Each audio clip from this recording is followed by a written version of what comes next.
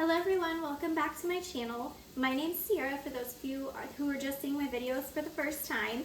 Today I'm going to make two recipes. I was asked for Father's Day weekend with a party that we're going to make an appetizer and a dessert. So I figured it was easy to make stuffed mushrooms, which were a fan favorite or a favorite of my family's last time I made them, and with just a basic, easy recipe. And then I'm also going to make a strawberry refrigerator icebox cake, something like that. So I will be putting those two together really quickly today, and those are good. You can make them a day ahead, and then all that you have to do with the mushrooms is pop them in the oven before you go and warm them up. The refrigerator cake you can also make the day before and then just have it ready to go to make it easy to walk out the door. So I'm going to start with the stuffed mushrooms. I already have behind me on the stove in my cast iron some diced onions. They are very small sliced since we are going to be stuffing these tiny little baby bella mushrooms with them. To that mixture, they're starting to become translucent already. I've also added some olive oil to my pan and then some garlic salt just to give them a little bit of flavor. The garlic salt is a homemade blend that I did with some garlic powder, some sea salt, and then some Italian seasoning. And it turned out really, really good. So I just want to make these kind of cooked first. Just always cooking your onions first is a better idea than adding everything together and doing it all at once, just so that the onions can get a head start and break down a little bit more and get a little bit of a sweeter flavor into your food.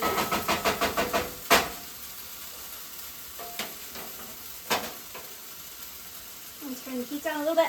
I'm going to add to that some really finely diced peppers, just because I had them, a yellow bell pepper, and then the onions from the recipe that we used on the last video that I did with the egg bites. I just cut them up a little bit smaller.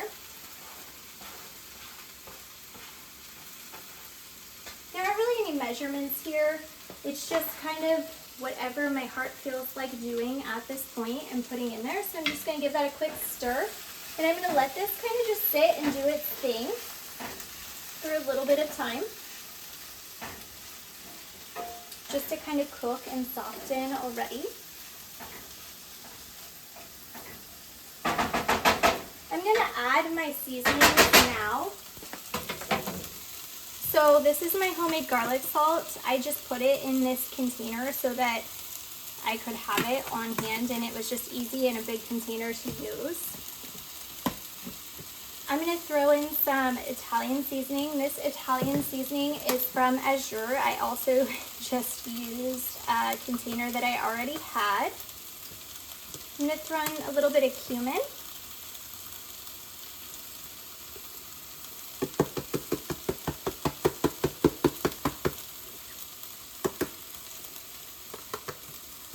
And then I'm going to add in some onion powder just to give it a little bit of extra flavor there. Give that a good stir. And I'm just making a mess today. Normally I'm not a messy cooker, but apparently today I am. I might add a little bit more olive oil into my pan, just because I noticed that my cast iron soaked it all up.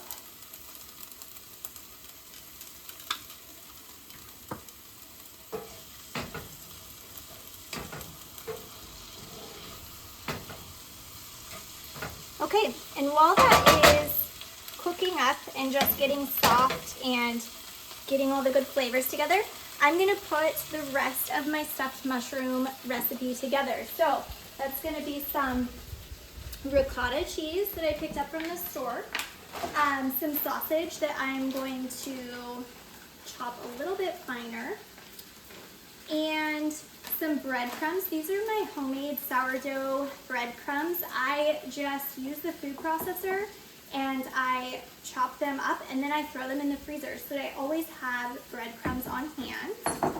And then I also am going to use a cream cheese mixture, which just has some sea salt and some pepper in it. It's just a whipped cream cheese that I found. And then some cheeses. So I had some Monterey Jack that I need to use up and some Quattro Formaggio from Trader Joe's, which I absolutely love if you have not tried. It is made of raw milk cheese, so just be careful of that if you can't eat raw milk cheeses for some reason. If you can't, Parmesan works just as great too, and I will probably top my mushrooms when I bake them with some of this as well. So I'm going to add some into the mixture and then top a little bit with some breadcrumbs and the Quattro Formaggio as well. So I'm just going to go ahead and get my mixture going. I don't really measure this part of it. I guess I probably should, but I don't really measure it because if I have any leftovers at the end of it, then I just use it to make chicken roll-ups for dinner one night for my family, or roll it in some beef, or stuff it. You can even stuff it into some pasta shells and bake it like lasagna or something.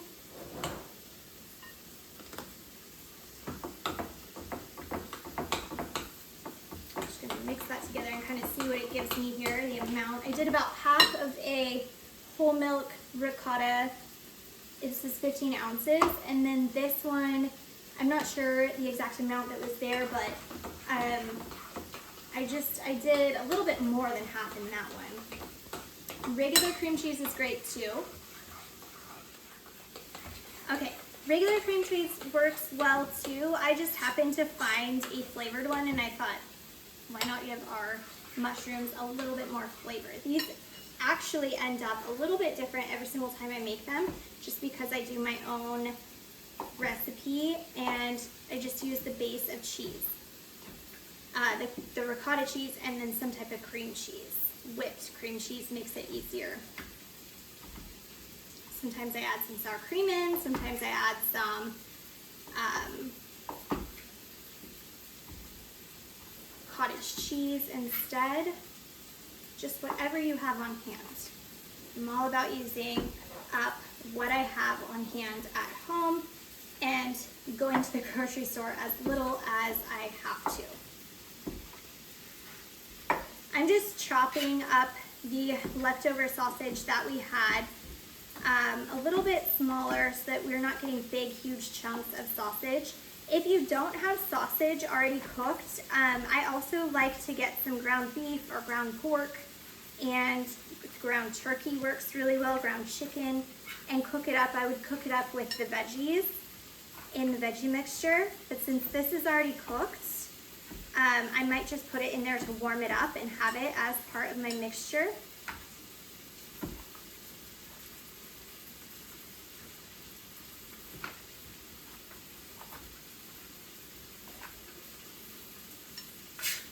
Okay. I'm going to go ahead and add this to my pan right behind me and then give that a stir.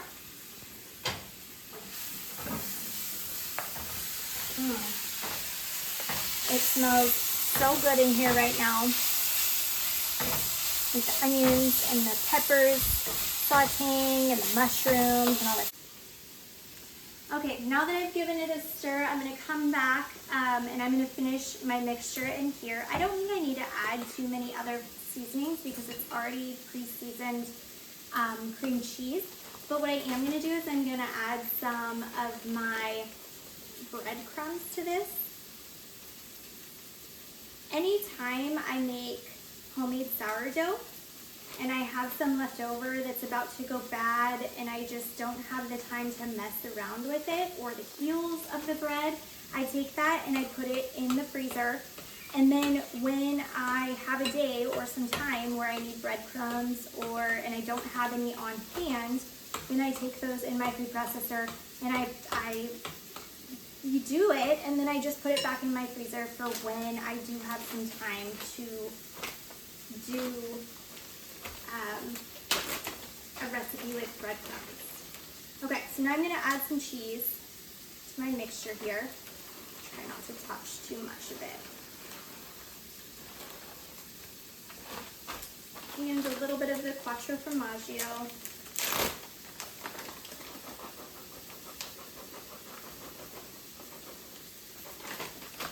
give that another stir.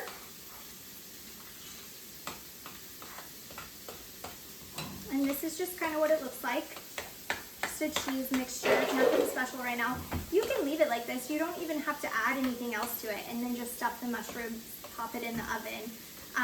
But I just like to have a little bit more flavor and a little bit of vegetables and just meat to it as well.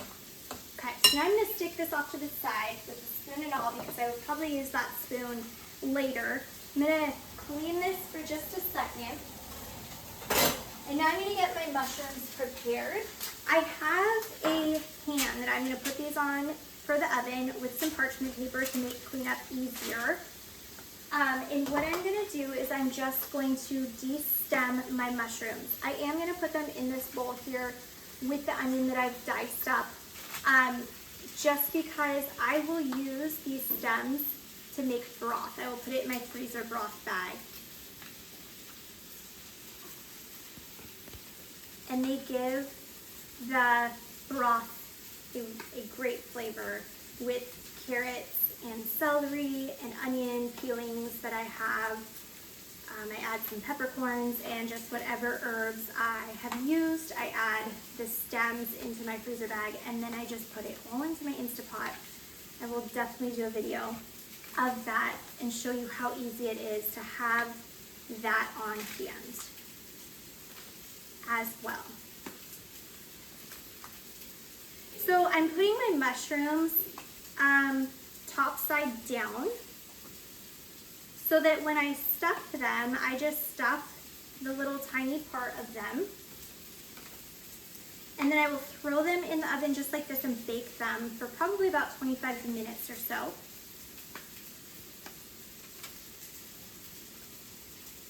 On 375 or 350 would even be okay as well. Okay, that is all of the mushrooms that I have left. Just going to evenly spread them out here. Okay, and I'm going to check on my mixture over here, which it looks like it is ready to add. I'm just going to stir it around here. I'm going to add my handle. This thing is wonderful.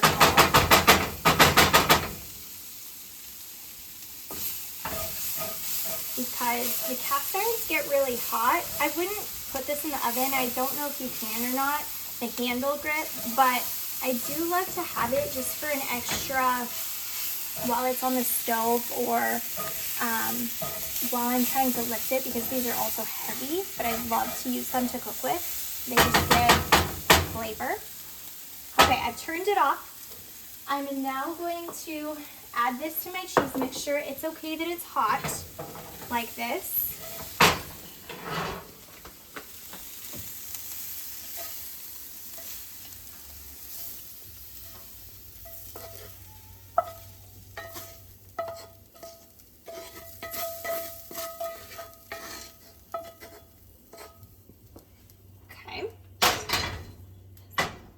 Now I'm going to mix this around, and I'm going to scoop it into my mushrooms with the spoon. Like I said, it looks like I might have a little bit of leftover, and that's okay.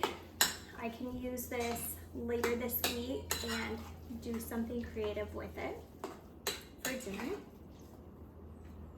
Okay, so I'm just going to take my spoon, and I'm just going to stuff each one of these mushrooms just like this. Normally I try and find a little bit of a bigger baby bella mushroom or a white mushroom, just because then you can get more mixture into this. I don't know that I was planning on using these mushrooms for this, but it's what I had, so make the best of what you have.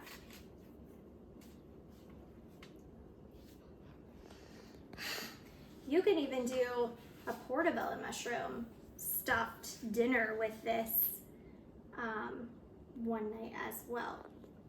I'm gonna make this one a little bit bigger here. Just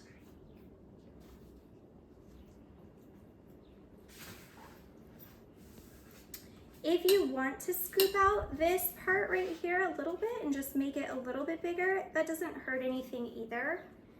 And it gives you a little bit more.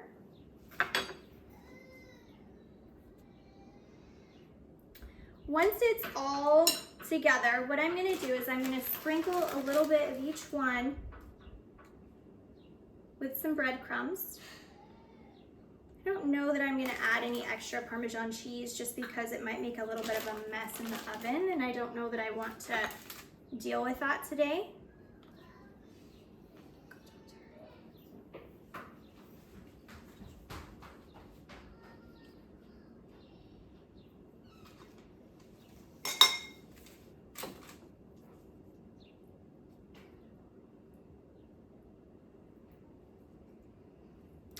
By the way, the recipes from my last video with the egg bites, the pizza that I made, and the braised short ribs were delicious. The braised short ribs, I will definitely be making again. That was a family favorite, and it was so easy and so flavorful, and the ribs were just super tender. It was just soft, fall off the meat. Fall off the bone meat. The egg bites were with the sourdough, so good, and they had the added flavor from the vegetables and the sausage that I added into them. And then the pizza, doing the meat first and then adding the sauce, it really helped it so that the crust didn't get soggy like it has in the past. So I was really excited for that. Okay, here I go for my last mushroom here. And now I'm just gonna sprinkle the rest with some breadcrumbs, and I'm gonna pop them in the oven.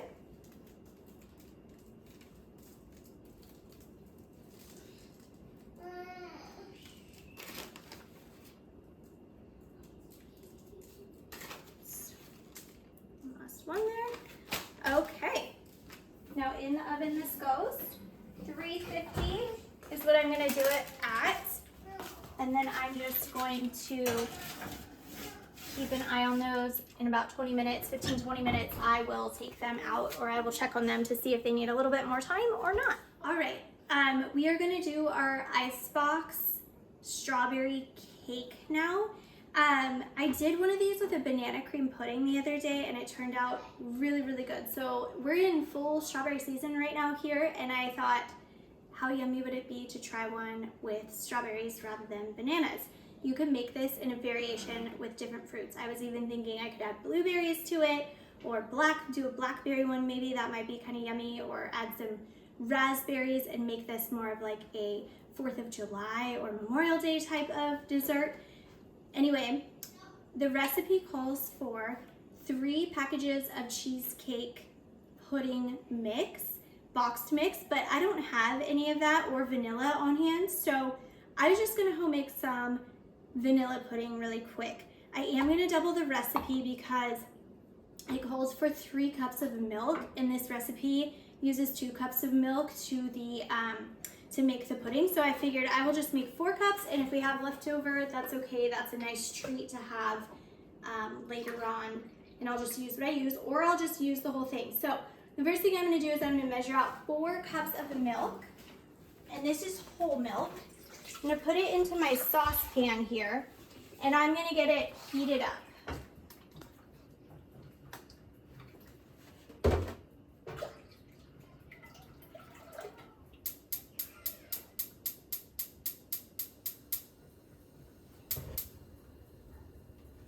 The recipe says that you want to heat the milk and make sure that it bubbles. So that's what I'm gonna get to happen right now.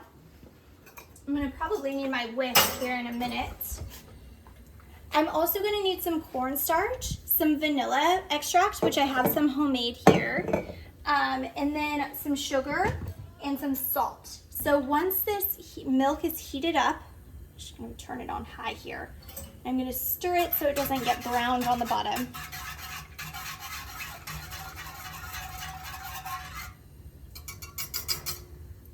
Then I will add my sugar and my cornstarch and the salt.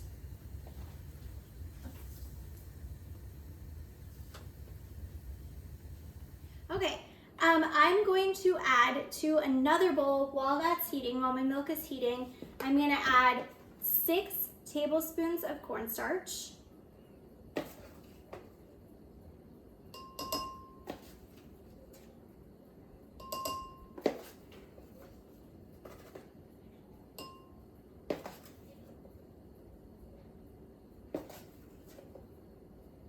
Okay. I'm gonna do 1 teaspoon of salt, and I'm gonna do a whole cup of sugar.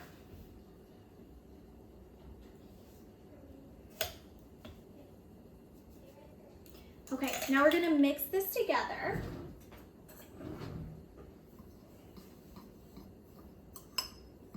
And once my milk is boiled or steamed, warmed, I'm gonna add this to my mixture, and I'm going to stir it together. And then once it's done, which I'll show you when it's done what it looks like, I will add some butter and my vanilla to it, and then we have to let it sit for about an hour in the fridge. Okay, my milk is nice and heated now, so I'm just gonna take my sugar mixture and I'm gonna pour it in a little bit, and I'm gonna give it a stir. Just gonna slowly pour it in.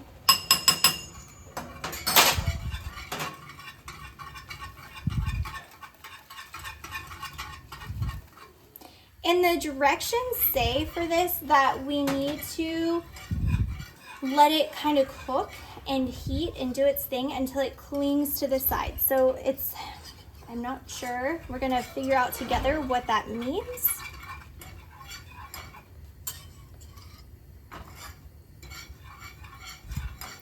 But I think it just has to do with making sure that it thickens up a little bit from the cornstarch and the sugar and the salt. I do feel it getting thicker, so that's awesome. Oh, yep, and there it goes. It's clinging to the side a little bit, so I think I'm gonna let it cling a little bit more. Just gonna keep stirring it because I don't want it to burn.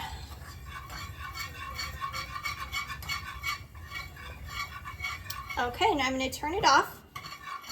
It is nice and thick, as you can see here. Just what I wanted it to do. And now I'm gonna add in my butter and my vanilla to give it that vanilla flavor.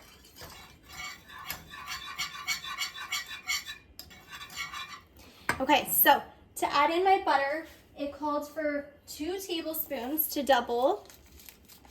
2 tablespoons of butter. My butter is straight out of the freezer. And then it called for 2 teaspoons of vanilla. So I'm gonna do a tablespoon, a little bit over a half a tablespoon, because that's about as equivalent to 2 teaspoons of vanilla. If you want a little bit more of vanilla flavor, I don't think that it's a bad idea I don't think it's gonna hurt anything to do a little bit more. Okay, so now I'm just gonna stir that together. If you could smell what this smells like, it does smell like vanilla pudding. It smells so delicious right now. I wanna try it so badly.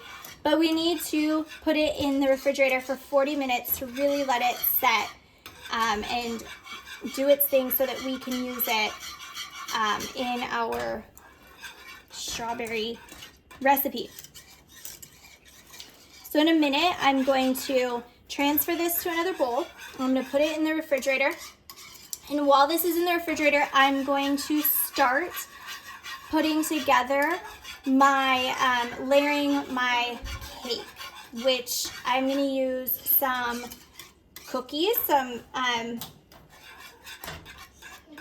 cinnamon cookies instead of graham crackers because we can't have graham crackers in this house, but we can have these cinnamon cookies.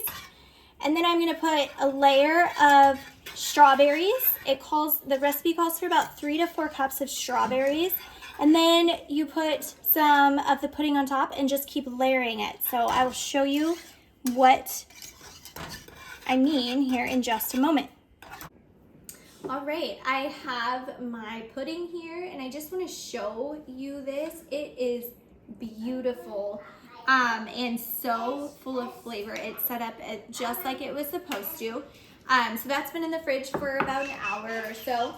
I have my cut up strawberries, which were also in the fridge, and then I have my crackers here. So I'm just gonna assemble my refrigerator strawberry cake really quick. And I'm just gonna start that by throwing in my cookies. And it's a layering process. So I'm just gonna layer it. And I'm gonna try and get as least space as I can with my cookies. Now you can make this bigger or smaller.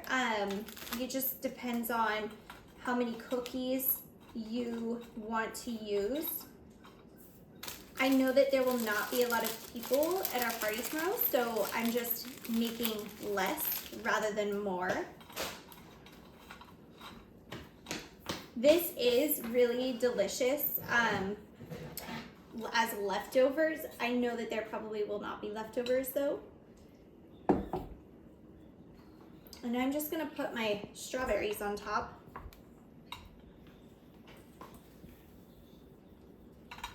My hands are clean, by the way. I did just wash them, so I use my hands for cooking a lot just because your hands are your greatest cooking tool. But I do always make sure that they are clean before I do all of this cooking. So, okay, get my layer done. I want to make sure that there are plenty of strawberries so that every bite you're getting strawberry and pudding. A couple more over here. If I have to cut a couple more up, it's not that big of a deal. I have plenty of strawberries that I got from our local farmer, from our local farmers here. And they're sweet, they're delicious. Okay, now I'm gonna layer in the pudding. And this is very, very easy to layer because it is so set up. I don't know that I will ever use boxed pudding again. This was so easy to make and it's just so delicious, and you can make, as long as you have the right extracts, I feel like you could make any flavor that you needed. And it took me just as long almost as it would have if this was a boxed mix. The only difference was that instead of it being the quick set where it's done right away, it needed a few more minutes in the refrigerator to set. Okay, so that looks great. I'm gonna do my next layer of cookies again.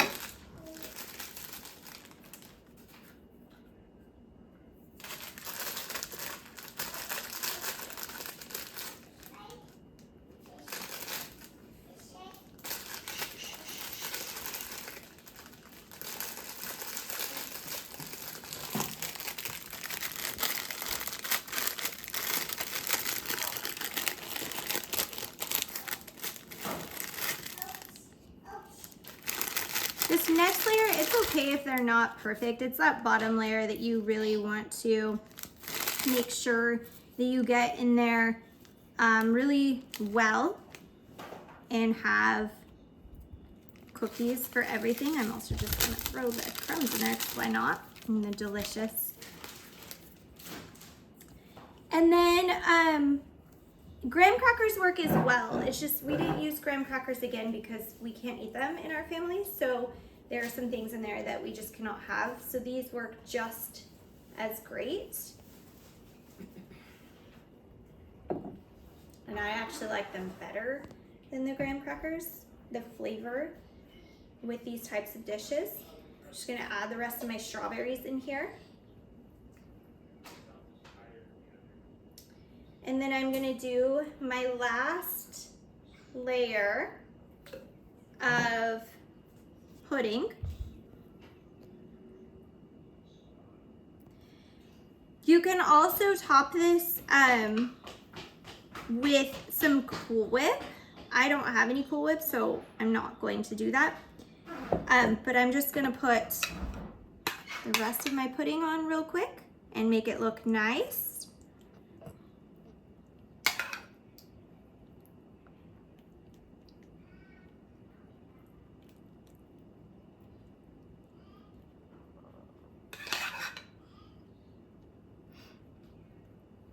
And it looks like we had just enough pudding as well. So this size dish worked perfect. This was me doubling the pudding recipe that I will link in the comments. So just so you know how much it made. If you're gonna make a bigger one, I might even triple.